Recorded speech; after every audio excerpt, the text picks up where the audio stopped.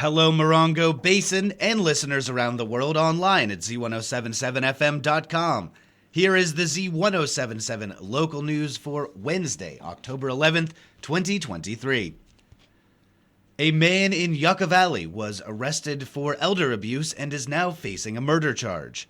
Sam Maddox, 38, was arrested on Friday on suspicion of attempted murder, causing injury to an elder-dependent adult, and making threats. He was arrested at 4:30 p.m. in the 7,000 block of Cherokee Trail in Yucca Valley and was booked into the West Valley Detention Center on $1 million bail.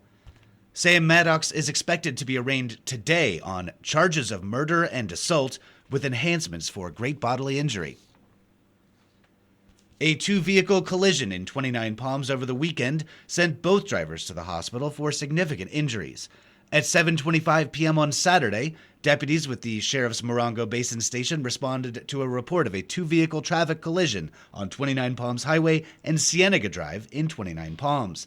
They found one of the drivers, identified as a resident of 29 Palms, trapped inside of his vehicle. A San Bernardino County fire crew was able to get the trapped driver out of the vehicle, and he was transported by Morongo Basin EMS to a hospital for treatment for his injuries. The driver of the second vehicle, identified as a resident of 29 Palms, was also transported to a hospital for treatment. The investigation into the cause of the collision is ongoing. Anyone with information related to this investigation is asked to contact Deputy Yost with the San Bernardino County Sheriff's Department Morongo Basin Station at 760-366-4175. Last night's 29 Palms City Council meeting was brief and largely required to then hold a special meeting today to address the pending departure of City Manager Frank Lucchino. Reporter Heather Clisby was there. Though the agenda was mostly empty and the meeting adjourned in less than 30 minutes, last night's gathering of the 29 Palms City Council was necessary for a quick transition. As per outgoing City Manager Frank Lucchino stated, a special closed council meeting is set for Wednesday, October 11th at 11:15 a.m. to discuss and perhaps decide on an interim city manager. Last night's regular meeting will instead be held next Monday, October 16th, with a closed session at 5 p.m. and the regular meeting at 6 p.m. At this point, no one knows if the council will be in a position to appoint an interim city manager by that time, but it is my hope that you will be able to do so, as I will be leaving October 26th. It would be helpful to have someone on board in advance so that I could work with them to facilitate a smooth transition. A contract for an interim city manager cannot be entered into in a special meeting, and Lucchino had advised the council not to wait until the next regular meeting on October 24th to address the issue. In public comments, residents brought other issues before the council, such as unsafe traffic on El Paseo, an unresponsive code enforcement, and pushback on the removal of wild peacocks in the Adobe Circle neighborhood. There was also an emotional plea from resident Benjamin Alley on the escalating violence at the intersection of Bagley and Sunny Slope Avenues. There was a physical assault on his wife early Monday morning by 3 youths, which left her unconscious and hospitalized. Reporting for Z107.7, this is Heather Clisby. The Town of Yucca Valley Planning Commission met last night to discuss delivery-only medical marijuana within town limits and so much more. With the highlights, here's El Weatherup. Yucca Valley Planning Commission meeting was well attended by Morongo Basin residents, who patiently witnessed the Commission's approval of several agenda items, including amending the development code to allow delivery-only medical marijuana dispensaries within town limits, approving a new Starbucks in the Stater Brothers West Plaza, and easing prohibitive pay-in-lieu fees as well as change-of-use permits to make it easier for small businesses to be created. The Tiny Pony and Desierto Alto were given approval for new paint, and commercial on-site mascots were given greater range for the sizes and colors the statues could be. But the most anticipated agenda item by far concerned permitting for special events in single-family homes. Nearly a dozen public comments were delivered in support of reopening the previously shuttered Tumbleweed Sanctuary and Labyrinth. Taking the public's concern to heart, the Commission agreed to expand the conversation to reconsider occupancy, acreage, and enforcement issues in the ordinance, and, most importantly, to include language that supports negotiating terms for any commercial building in a residential zone pursuing a conditional use permit. Reporting for Z107.7, this is El Weatherup. Last night, the Morongo Unified School District Board of Trustees held their regular meeting. Assignment reporter Gabriel Hart was in attendance and has this recap for us today.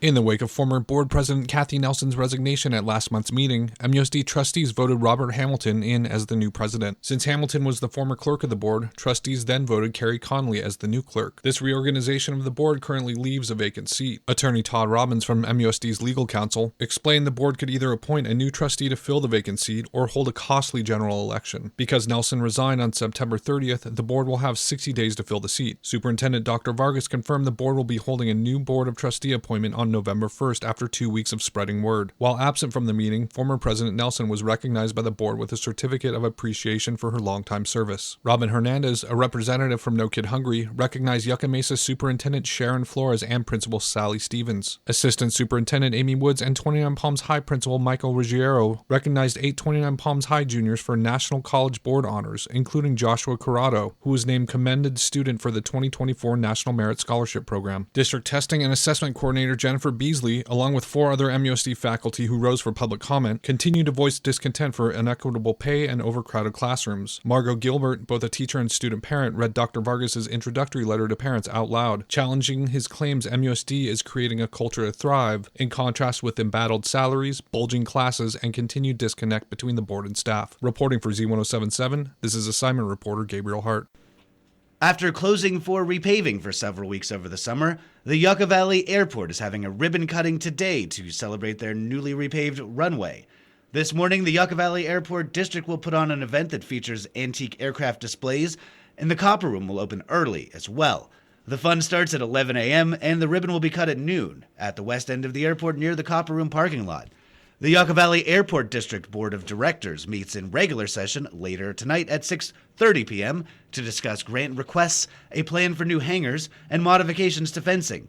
This public meeting begins at 6:30 p.m. in the Mesquite Room at the Yucca Valley Community Center. The California Fish and Game Commission have a tiny but important item on the agenda for today's meeting. Online news editor Robert Hayden hops in with the story. As the sun drops in the Mojave Desert, the ground can come alive with native creatures who spend most of their daytime hours underground. One of the most charismatic and iconic of those dwellers is the kangaroo rat, a small rodent with large back feet and a long tail. They're unique to the Mojave Desert and have adapted to the arid environment by living off seeds and getting nearly all the moisture they require from that diet alone. They're excellent listeners as they can detect the silent swoop of a hunting owl or approaching snake, and their reaction times are quicker than most of the predators that stalk them. The San Bernardino kangaroo rat is a subspecies that exists in approximately 3,200 acres of habitat, ranging from the San Bernardino Valley to Menifee Valley in Riverside County. According to the U.S. Fish and Wildlife Service, areas they live include the historical floodplain along the upper Santa Ana River Wash and San Jacinto River. They've been listed as endangered since 1998 and face ongoing threats such as habitat loss and climate change. At the California Fish and Game Commission meeting, the commission will consider, no pun intended, ratifying the findings on the decision to list the San Bernardino kangaroo rat as endangered under the California Endangered Species Act. The San Bernardino kangaroo rat is just one of the many items on the Fish and Game Commission agenda. You can find a link to it and instructions for attending the meeting at this story at Z107.7fm.com. Reporting for Z107.7 News, this is Robert Hayden. The 29 Palms Elks Lodge is hosting the Cassandra Long Band tonight at 6 p.m.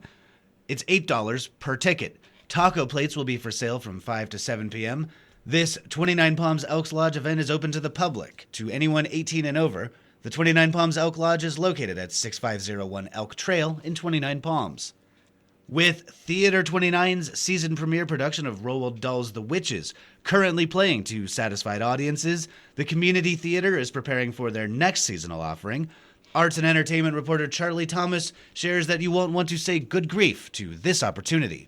Theater 29 and director Katie Fleischman will be holding open auditions for a live stage production of the classic animated television special A Charlie Brown Christmas, adapted from Charles M. Schultz's timeless story and featuring the music of Vince Guaraldi. This faithful stage musical adaptation features Charlie Brown, Snoopy, and the rest of the Peanuts gang as they sing, dance, and discover the true meaning of Christmas. Auditions will be held on October 16th at 6:30 p.m. at Theater 29, 73637 Sullivan Road in the city of 29 Palms. Palms. Fleischman will be looking for a cast of 14 to 18 performers, all aged 13 and older. For a list of roles and other details, go to the Theater 29 website at theater29.org/auditions, or read the full story at Z107.7fm.com. Reporting for Z107.7, this is arts and entertainment reporter Charlie Thomas.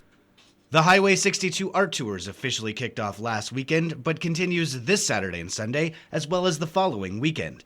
The event sees high desert artists open the doors to their studios to the public, and one haven for the desert's most up-and-coming talent is Copper Mountain College in Joshua Tree. In association with staff and instructors from the school's art department, 40 student artists will be sharing their work at the campus's Greenleaf Library as part of the art tour from 10 a.m. to 5 p.m. In addition to the gallery show, there will be literary readings, meetings, campus tours, and more. The Copper Mountain College Art Tours experience ends with a big finale on October 21st, their interactive Day of the Dead installation, and an afternoon of presentations connected to Day of the Dead from disciplines across the college. The Greenleaf Library is located at 300 Quad at Copper Mountain College, and they'll be open from 10 a.m. to 5 p.m., Saturday and Sunday. For a full list of Copper Mountain College's art tour events and to find more information about the Highway 62 art tours, visit links in this story at Z107.7fm.com. And finally, the 29 Palms High School Lady Cats volleyball teams traveled to Desert Mirage last night to take on the Rams. In JV action, the Cats won. Lily Romero-Gonzalez led the team at the net with 5 kills. The varsity Lady Cats lost in 4 sets. Senior Kyla Papalotic led the team in kills, putting down 14. She has had 5 ace serves, 1 block, assist, and 10 digs. Junior Jenica Silvas was big at the net with 1 solo block and 7 kills. She also had 14 digs and 17 assists. The Lady Cats are now tied for 3rd with Desert Mirage, with both teams being 8-5 in league. The Lady Cats will travel on Thursday to Yucca Valley High School to take on the Trojans. That's our local news. Hear local news 7 times a day, 7 days a week at 7, 8, 9, noon, 4, 5, and 6. If you hear news happening, let us know about it. Email us at tips@z1077fm.com. Reporting for the Morongo Basin News Leader, the award-winning Z107.7 Local News, I'm Jeff Harmetz.